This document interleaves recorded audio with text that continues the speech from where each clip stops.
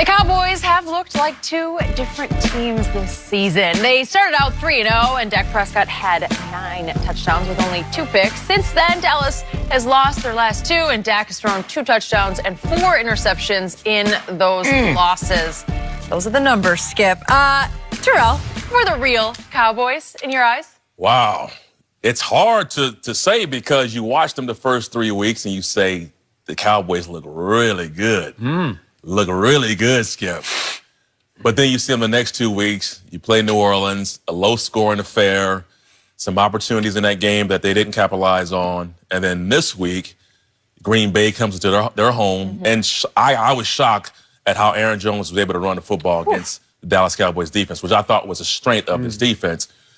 And they just completely they fell behind early, never caught up. So I'm trying to gauge, who are we really seeing? Is it the last 2 weeks or the first 3 weeks?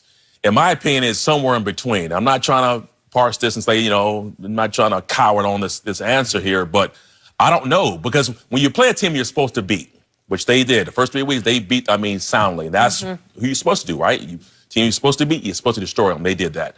But then when you have better competition that you're facing, and rise to the occasion. Yeah, and I don't see the level of elevation that I'm expecting from the Dallas Cowboys.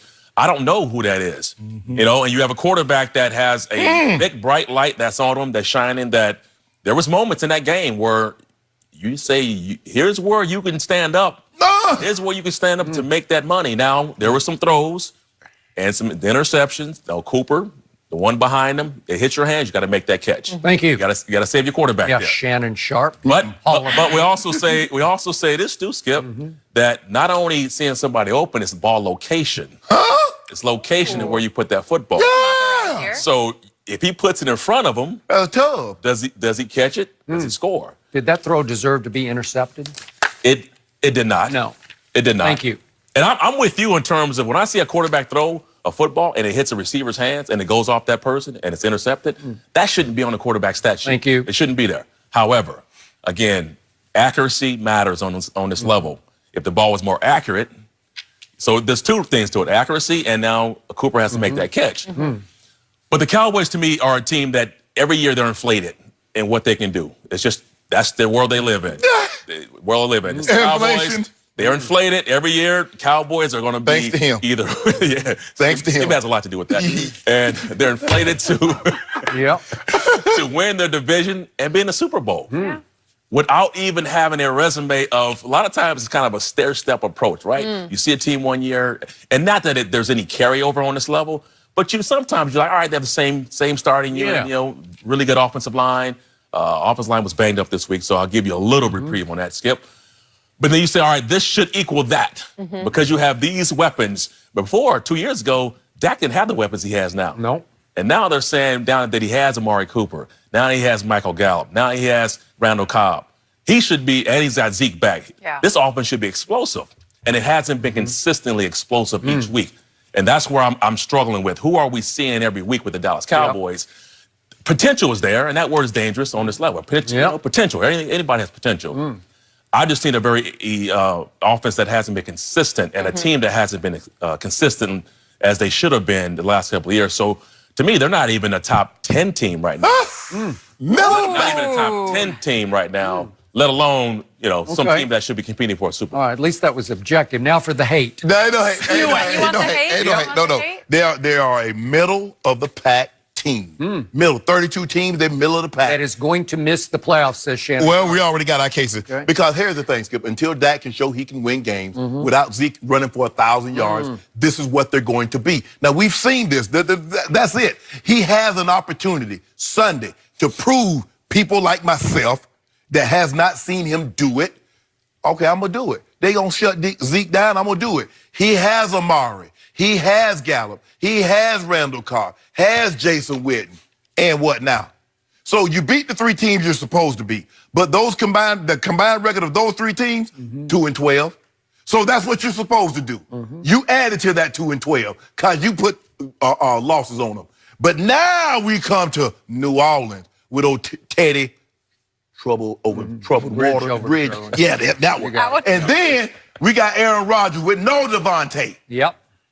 who had just lost at home to the Eagles. No, you got the wrong Aaron. You got Aaron Jones. No. You pointed out correctly. It wasn't about Aaron Rodgers. It was about Aaron Jones. So, to make a long story short, here, middle of the pack team, the best team in the NFC East are the Eagles. Your turn.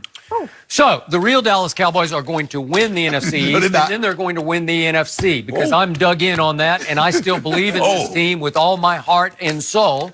And what I have seen is pretty much what you saw. We saw explosive offense in the first 3 games against 3 easy opponents. And then we saw at New Orleans no Michael Gallup. And we saw the offense sputter. They had chances. They did not cash on chances. And we saw the defense rise and shine and keep Teddy Bridgewater completely out of the end zone. And by the way, Teddy Bridgewater's playing at a pretty high level right now. We saw against Tampa. Really good. He went once upon a time 11-5 as the Minnesota starter and got them to the playoffs, and he got to the Pro Bowl. So he's pretty good. So that was pretty impressive. And then all of a sudden, I saw shell shock. I still haven't quite recovered from 31-3 down late in the third quarter at home. And I don't know where my defense went because I've seen this happen where my defense didn't show up for a playoff game against Aaron Rodgers back in 2016 after they went 13-3 and had home field. And I don't know where the defense went. It didn't show. And they were down 21-3. And then guess what happened? Where's your offense? My quarterback said, no, not in my house. I'm not going to let this happen. And Sunday, he said it again. No, not in my house. 2016 playoff game, he threw them all the way back to a 31 all-time. Sunday, he nearly got them back, and it would have been the greatest regular season comeback in history. And he was within 1 throw of that, and it was the 3rd interception. And Kevin King gets away with mugging Michael Gallup, just throwing him down basically so he couldn't turn out of his route. He did mug him. And that's another one. You just don't deserve that pick on your record. It just shouldn't count. Well, okay, you say it does because you're spewing hate. And now all the Cowboy haters have come back out of the woods because they were in hiding, and they're spewing hate from sea to shining sea. And I'm going to use your line. I want that same energy in the next few weeks because I think my team can win at the Jets. You ain't not getting no energy from the Jets. I'm not giving you no energy. I'm going to come in here all somber. Energy there, but then the Eagles now we talking. Come calling, and we'll see what happens. Now we talking. My quarterback in the second half threw for 329 yards. It's hard when you can't throw, says the Hall of Fame. Empty calories. Can't throw, and you throw for 329 against a defense that is young, but it is really talented. And you have lost your star left tackle and your star right tackle. And those 2 Smiths, they're just firing off the edges at my quarterback. They're draped all over him every throw, and he throws for 329. If he's what you say he is, he got to win those games. See, because what Dak did. He almost did. What Dak did, we get them good old workouts, work out hard. You've been training for like 2 hours. Good workout. You want to go home and get something nutritious, something that's going to fuel your body. Nice carb, nice protein, and some fats. You go home and eat 5 donuts. Empty calories. Those stats he got were empty. How great these calories were. They were pure, high protein. No. See what you had, Skip. What he did for you, it's good. It's good for you. It ain't good to you. Okay, it is. Here's what happened. If my kicker hadn't missed a chip shot field goal, it was still going to come down to an onside kick, and it was a ball game at that point. They got 12% of the onside last year. They got none of them this year thus far. Now, I watched that game, and at no point did I feel like the Cowboys We're going to win. We're going to win that game. Thank you. They cut it to 31-17, and the interception happened. Okay, but if they go right down and score, and it's 31-24 with 9 minutes left, I like my chances. I like my chances. And I think part of what he's saying is when you watch a game, there is a certain feeling that you have about the quarterback and the chances that he has to win that game. And I'm watching it, I'm like, okay, if they can just score right here, because they went to the fourth quarter, it was 31-17. I said, they have a shot.